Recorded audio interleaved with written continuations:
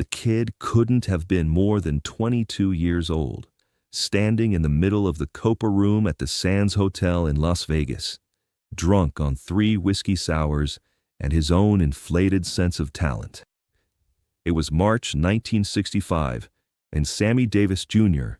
had just finished the first set of his midnight show to thunderous applause from 400 people who'd paid good money to see a living legend work his magic.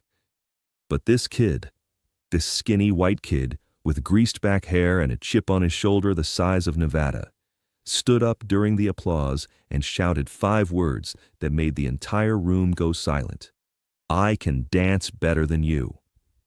Sammy was walking off stage, toweling sweat from his face, when the challenge cut through the noise.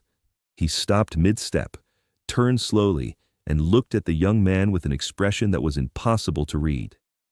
The room held its breath. Nobody challenged Sammy Davis Jr. Not about dancing, not about singing, not about anything related to performance. This was a man who'd been on stage since he was 3 years old, who'd performed for presidents and kings, who'd broken racial barriers in Vegas when that could get you killed. And this drunk kid thought he could outdance him? The club manager was already moving toward the heckler, ready to throw him out into the desert night. Security guards were approaching from 2 sides. But Sammy held up one hand, stopping everyone in their tracks. Then he did something nobody expected. He smiled.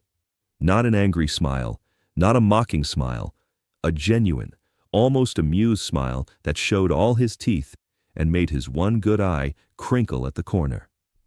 "What's your name, son?" Sammy asked, his voice carrying through the sound system, smooth as aged bourbon. The kid straightened up, emboldened by the attention. Danny Morrison, and I've been dancing since I was 6 years old. Tap, jazz, ballet. I've studied with the best teachers in New York. And I'm telling you right now, old man, you're overrated." A collective gasp rippled through the audience. Calling Sammy Davis Jr. overrated was like calling the sun dim. It was so absurd that it didn't even register as an insult, just as evidence of profound ignorance. But Sammy didn't get angry. Instead, he walked back to center stage, microphone in hand, and addressed the young man directly. "Danny Morrison from New York," Sammy said, rolling the name around like he was tasting it. "You really think you can outdance me?" "I know I can," Danny said, and the liquor-fueled confidence in his voice was almost painful to hear. Sammy nodded slowly, then turned to his band. "Fellas, we're going to do something special tonight. Clear the stage, bring up the work lights.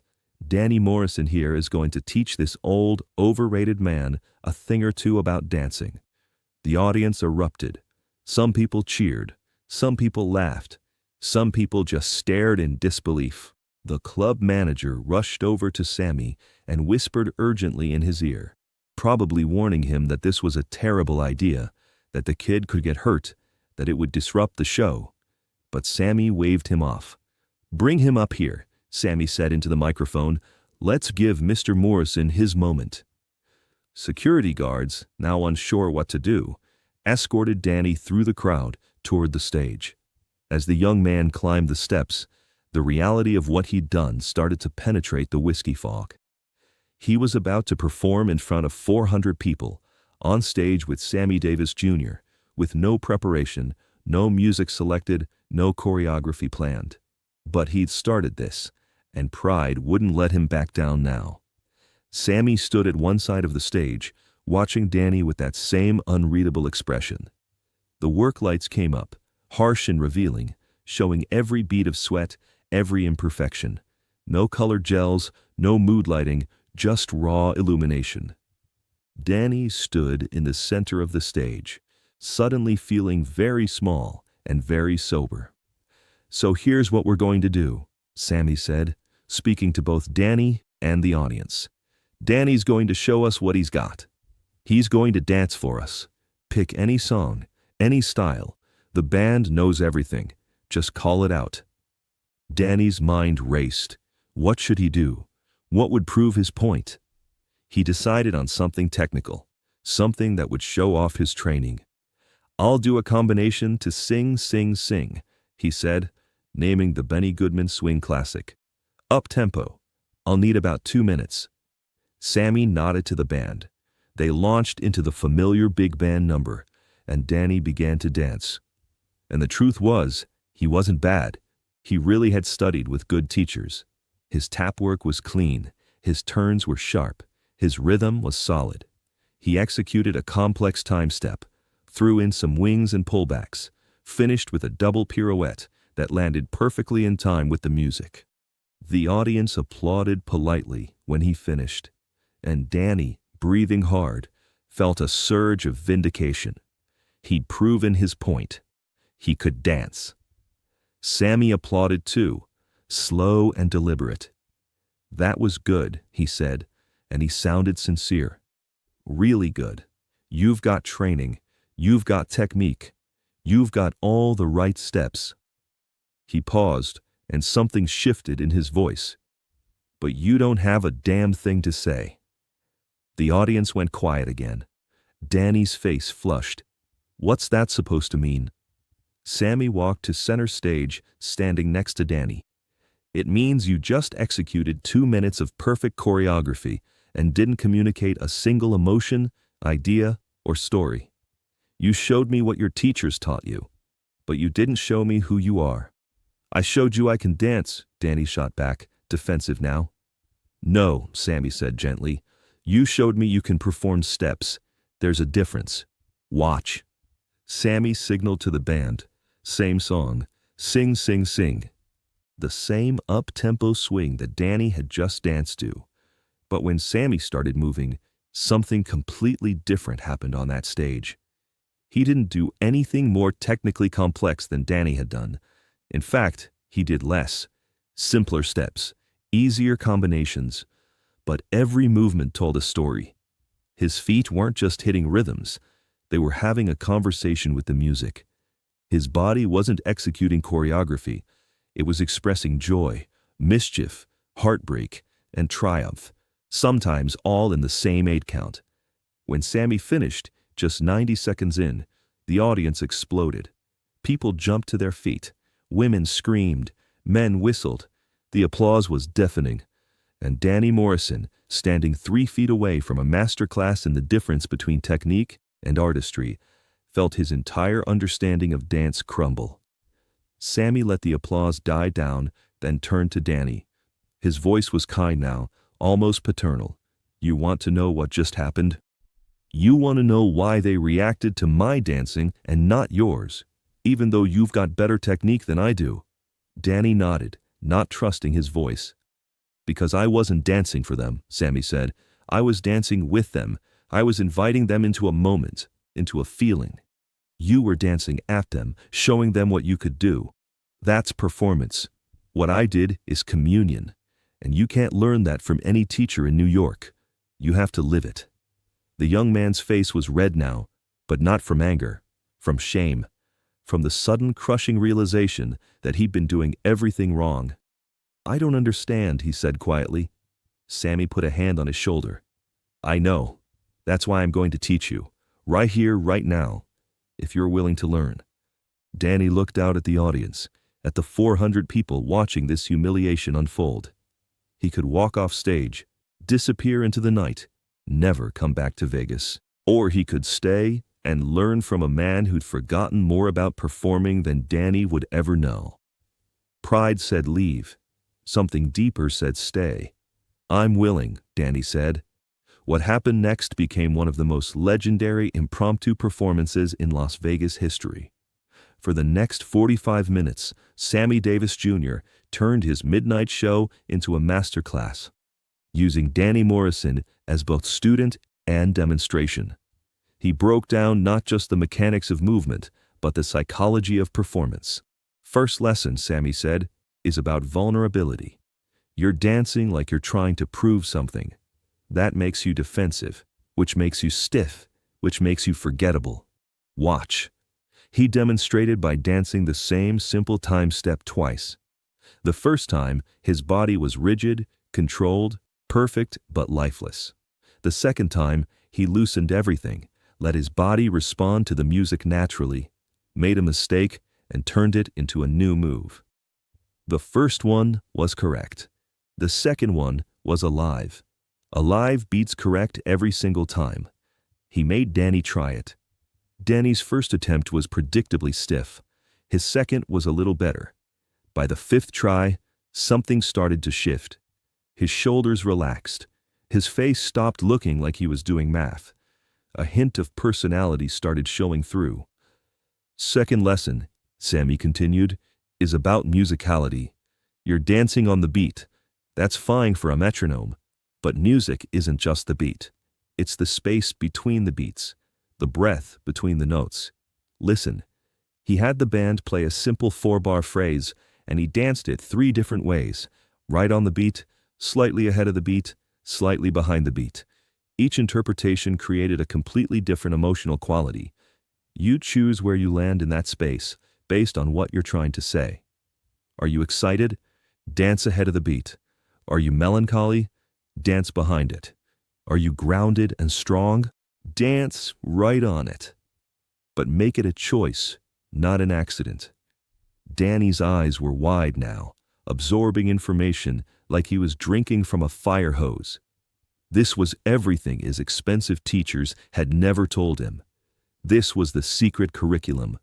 Third lesson, Sammy said, and his voice got quieter, more serious, is about respect. Not respect for the audience, respect for the dance itself. You know why I've been doing this for 40 years without getting bored? Because I approach every performance like it's the first time I've ever danced, like the music is new, like the audience is the only audience that's ever existed. You're young, you're talented, and you think that gives you the right to coast. It doesn't. Every time you step on stage, you owe it to the people watching and to every dancer who came before you to bring everything you've got. Not 90%, not 95%, everything. He demonstrated with a simple soft shoe, the most basic step in tap dancing, but he did it with such complete commitment, such total presence, that it became mesmerizing. When you respect the dance, Sammy said, the dance respects you back. The audience feels it. They might not know why, but they feel it. The fourth lesson was about failure. Sammy intentionally messed up a combination, lost his balance, almost fell. The audience gasped. But instead of trying to hide it, Sammy laughed, made a joke, turned the mistake into part of the show. You're going to mess up, he told Danny. It's going to happen. The question is, do you panic or do you incorporate? The best performers I ever knew could turn a disaster into the best moment of the show because they stayed present, stayed committed, stayed in the story they were telling. The fifth lesson was about generosity. You're dancing like you're in competition with everyone who's ever lived, Sammy said. That's exhausting, and it shows. Instead, dance like you're making a gift, like you've been given this ability to move, and you want to share it with people who can't move like you do. That changes everything. It takes the pressure off. It makes you stop performing and start giving. By this point, Danny had been on stage for nearly an hour. His shirt was soaked with sweat. His legs were shaking from exertion and adrenaline. But his eyes were bright, alive, in a way they hadn't been when he drunkenly issued his challenge. Sammy could see the transformation happening in real time. One more lesson, Sammy said, and this is the most important one. You ready? Danny nodded. Your dance has to cost you something. If it's easy, if it doesn't require anything from you emotionally, if you can do it while thinking about your grocery list, then it's not worth doing. Every time I step on stage, I leave a piece of myself here. I give something I can't get back. That's the price, and if you're not willing to pay it, you should find another profession. He signaled to the band one more time. Slow ballad. Just piano. Dance with me, Sammy said to Danny. Not for them, with me. Follow my lead. What happened next wasn't choreography. It wasn't performance. It was a conversation between two dancers, one who knew everything and one who was just beginning to understand how little he knew. They moved together across the stage, and Sammy gently guided Danny through every lesson he'd just taught. Be vulnerable. Listen to the music. Respect the form. Embrace failure. Dance generously. Make it cost something. And somewhere in that 5-minute improvisation, Danny Morrison stopped being a technique robot and actually became a dancer. The audience saw it happen. That indefinable moment when competence transforms into artistry. It lasted maybe 30 seconds, but it was real, and everyone in the room felt it. When the music ended, Sammy and Danny stood center stage, both breathing hard. The audience rose as one, applauding not just for Sammy, but for both of them, for the lesson they'd witnessed, for the transformation they'd seen. Sammy turned to Danny and extended his hand. They shook, and Sammy pulled him close, speaking directly into his ear, where the microphone couldn't pick it up. "You've got something, kid, but you almost wasted it being arrogant. Don't make that mistake again. Stay humble, stay curious, and remember the moment you think you're the best is the moment you stop getting better." Danny's voice cracked when he tried to respond. "I'm sorry for what I said, for—" "Don't be sorry," Sammy interrupted. "Be better. That's how you apologize. By taking what you learned here and actually using it. By respecting the craft enough to dedicate your life to it. By passing this knowledge forward when you find some young punk who needs to learn the same lesson." The club manager approached Sammy, probably reminding him that he still had a second set to perform, and they were already running long. But Sammy waved him off one more time. He turned to the audience. "Ladies and gentlemen, you just witnessed something special. Not my dancing. You've seen that before, but you witnessed someone learning, really learning. And that's rarer and more valuable than any performance I could give you." He put his arm around Danny's shoulders.